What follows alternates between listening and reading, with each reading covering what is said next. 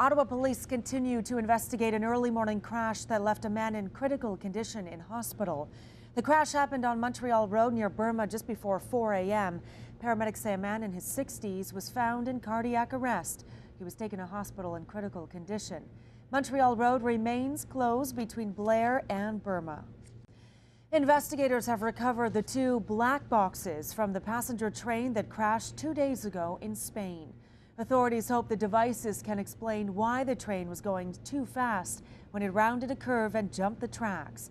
78 people were killed in Wednesday's crash. 2 investigations have been launched. One is looking into possible failings by the 52-year-old driver, the other at the train's built-in speed regulation systems. Quebec provincial police are releasing few details about the search of the Quebec offices of the railway involved in the Lac Mégantic train disaster. Officers raided the offices of Montreal Main and Atlantic Railway yesterday. An estimated 47 people were killed when the train derailed and exploded on July 6th.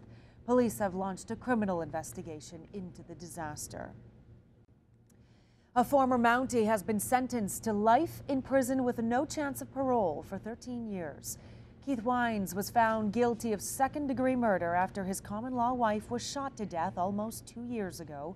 A BC Supreme Court jury heard testimony that the couple had been fighting over money for months. Vines spent 26 years as an RCMP officer.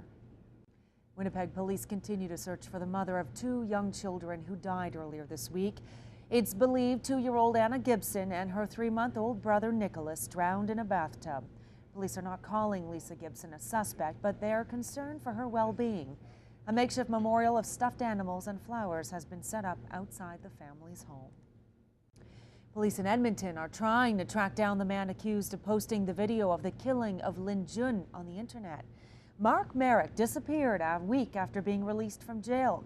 He was originally charged with corrupting morals for allegedly posting a video police believe he received from accused killer Luca Magnotta. Magnotta has pleaded not guilty to charges in the death of Lynn Jun in Montreal last year. The United Nations says the death toll from the 2-year-old civil war in Syria has now topped 100,000 people. Secretary General Ban Ki-moon says the fighting must end and repeated his calls for peace talks. Most of the casualties have been civilians. Syrian rebels continue to battle forces loyal to President Bashar al-Assad in a bid to oust him from power. Canada's crime rate is at its lowest level in more than 40 years. Statistics Canada says police-reported crime and the severity of crimes both fell by 3% last year compared to 2011. There were nearly 2 million incidents involving criminal activity in 2012, 36,000 fewer crimes than the previous year. And Bell Canada has joined the call for the federal government to close loopholes in Canada's wireless ownership laws. Bell Chief Executive George Cope says the current loopholes would allow U.S. telecom companies to enter the Canadian wireless market at lower costs and concentrate on big urban markets.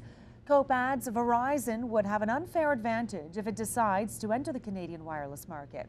Bell, Rogers, and TELUS all say they have been put at an unfair disadvantage that allows foreign carriers to buy small Canadian wireless carriers while denying them the same opportunity.